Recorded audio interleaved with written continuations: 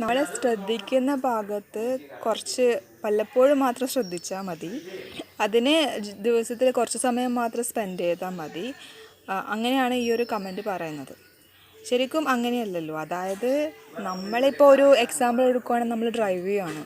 നമ്മൾ യാത്ര ചെയ്യുമ്പോൾ ഡ്രൈവിങ്ങിൻ്റെ മൊത്തം പ്രോസസ്സിൽ നമ്മൾ ശ്രദ്ധയോടെ ഡ്രൈവ് ചെയ്യണം.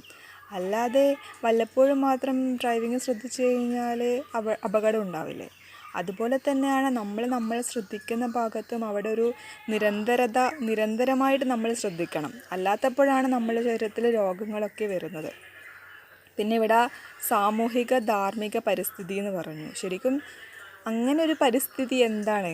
അതെനിക്ക് മനസ്സിലായില്ല. അതൊന്നും കൂടി പറയണം. പിന്നെ നമ്മളോട് തന്നെയല്ലേ നമുക്ക് ധർമ്മം കാണിക്കേണ്ടത്. അത് നമ്മളോടുള്ള താല്പര്യമാണ്. നമ്മളെ ശ്രദ്ധിച്ച് നമ്മളെ നല്ല രീതിയിൽ കൊണ്ടുപോകുന്നതാണ് നമ്മളുടെ ഉത്തരവാദിത്തം. അതാണ് നമ്മളുടെ ധർമ്മവും.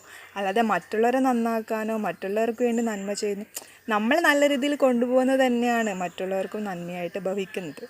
ഓക്കെ.